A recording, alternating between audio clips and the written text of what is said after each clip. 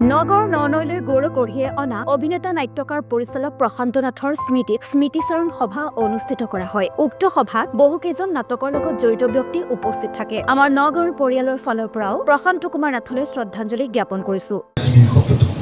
সেইটো নয়নমণি থকা ভালকৈ কৈ দিব পাৰিব, বুজি পাব সেই শব্দটোৰ মানে গভীৰতাটো, বাজি যোৱা ভিতৰত বাজি যোৱা প্ৰাণটো। মই অলপ আবেগিক হৈ উঠিছোঁ। আজি কি নহওক, কংসৰ কথা ক'বলৈ কিবা এইটো আমাৰ সকলো কৈশোৰৰ কথা ক'বলৈ গ'লে কৰ্ণৰ চৰিত্ৰ, যিটো আমাৰ নগাঁও মহাবিদ্যালয়ৰ প্ৰাক্তন অধ্যক্ষ প্ৰদীপ শইকীয়া ছাৰে কৈছিল, বহুতবাৰ সপোনি চাইছিল, বহুতৰ সপোনি চাইছে, গণেশ গগৈৰ সপোনি বহুতৰ অভিনয়েৰে চাইছে, তুলনা নহয় প্ৰশান্ত নাথৰ লগত, এনেকৈ কৈছিল। কি ক'ব বিচাৰোঁ মানে কথাটো হৈছে প্ৰশান্ত কুমাৰ নাথ আমাৰ ননৈ অঞ্চলৰ যি আধুনিক নাট্যধাৰা, এই আধুনিক নাট্যধাৰাৰ তেওঁৰ যিটো অভিনেতা হিচাপে এটা নতুন যুগৰ সূচনা কৰিছিলে প্ৰশান্ত কুমাৰ নাথে। গতিকে আমি কি কৰিছোঁ, আমাৰ ননৈ অঞ্চলৰ কেইজনমান মানে নাটকৰ লগত জড়িত, নাটক ভাল পোৱা কিছু ব্যক্তিয়ে তেওঁ গুণমুগ্ধ, আমি একত্ৰিত হৈ, আমি কোনো বেনাৰত কৰা নাইকিয়া, আমি প্ৰশান্ত কুমাৰ নাথক ভাল পাইছিলোঁ যে ননৈ অঞ্চলৰ এজন বিশিষ্ট নাট্যকৰ্মী। অকল ননৈ অঞ্চল বুলি ক'লে ভুল হ'ব যে তেওঁ কি আছিলে জুৰীয়া, অসমৰ বিভিন্ন ঠাইত তেওঁ কি কৰিছিলে, নাটক তেখেতে কৰিছিলে, নাটক পৰিচালনা কৰিছিলে, নাটক তেওঁ লিখিছিলে। গতিকে আমি কি কৰিছোঁ, আমি প্ৰয়োজন অনুভৱ কৰিছোঁ যে ননৈ অঞ্চলত কি কয় প্ৰশান্ত কুমাৰ নাথৰ নামটো যে এজন বিশিষ্ট নাট্যকৰ্মী আছিলে, আধুনিক নাটকৰ এটা ধাৰা তেওঁ কি কৰিছিলে, সৃষ্টি কৰিছিলে।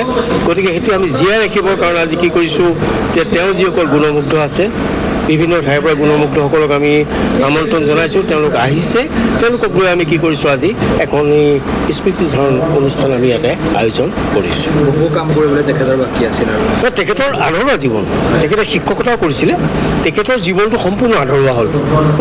আৰু যদি জীয়াই থাকিলেহেঁতেন, আমি জনামতে তেখেতৰ 27 নে 28লৈকে তেখেতৰ চাকৰি আছিলে। এই যদি আৰু 4-5 বছৰ তেখেতে সময় পালেহেঁতেন, তেতিয়াহ'লেও তেওঁ কি কৰি পেলাই ননৈ অঞ্চলত যি উঠি অহা প্ৰজন্মক কমচে কম কি কৰিব পাৰিলেহেঁতেন, আমাৰ ননৈ এটা ঐতিহ্য আছে নাটকৰ ক্ষেত্ৰত বা সাংস্কৃতিক ক্ষেত্ৰখনত কি হৈছে, আমাৰ ননৈ অঞ্চলত এটা ঐতিহ্যপূৰ্ণ অঞ্চল। এই অঞ্চলটোত বহুতো নাট্যকৰ্মী, বহুতো বিশিষ্ট অভিনেতা সৃষ্টি হৈছে, নাইকিয়া হৈ গৈছে। আমি অনুভৱ কৰিছোঁ সচেতন মহলে যে সেইসকলক জীয়াই ৰখাটো ননৈ অঞ্চলৰ সচেতন কিছু ব্যক্তিৰ প্ৰয়োজন, মানে এইটো প্ৰয়োজনীয়তা আছে। আৰু সেইকাৰণে আমি কি কৰিছোঁ, এই পদক্ষেপটো আমি হাতত লৈছোঁ। একেবাৰে শেষৰবাৰ কেতিয়া তেখেতক নাটকত আপুনি দেখা পাইছে? মই নাটকৰ শেষৰবাৰ দেখা পালোঁ যোৱা দুৰ্গা পূজাত তেখেতে কি কৰিছিলে, এখনি নাটক আমাৰ ননৈ নাট্য মন্দিৰতে বা সমাজৰ নাট্য মন্দিৰত তেখেতে কি নিজে পৰিচালনা কৰিছিলে। সেইবাৰে মই তেখেতৰ নাট্যাভিনয় শেষবাৰ দেখিছোঁ। মই কি ক'ব বিচাৰিব শেষত? কি ক'ব বিচাৰিম মানে কি আছিলে, ময়ো নাট্যকৰ্মী, ময়ো নাটক কৰি ভাল পাইছিলোঁ, কিন্তু কি হৈছে আমাৰ এটা বয়সৰ মানে এটা পাৰ্থক্য আছিলে, আমাতকৈ যথেষ্টখিনি প্ৰশান্ত কুমাৰ নাথ সৰু। গতিকে আমি যিটো সময়ত নাটক কৰিবলৈ আহিছোঁ বা নাটক কৰিছিলোঁ, তেতিয়া প্ৰশান্ত কুমাৰ নাথত কি হোৱা নাছিলে, নাটকলৈ অহা নাছিলে।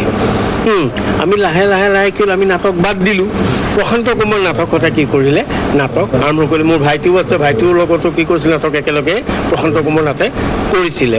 কিন্তু মই দেখিছোঁ অভিনয় তেওঁ দেখিছোঁ, মই কৰা নাটকি, মই জীৱন নাটকত প্ৰথমতে এটা মদাহী কেৰেক্টাৰ কৰিছিলোঁ, চৰিত্ৰ কৰিছিলোঁ, বিপ্লৱ কুমাৰ ভূঞা ৰচিত নাটক। সেই নাটকখনকে পিছত কি কৰিছিলে, এই মোৰ চৰিত্ৰটোৱে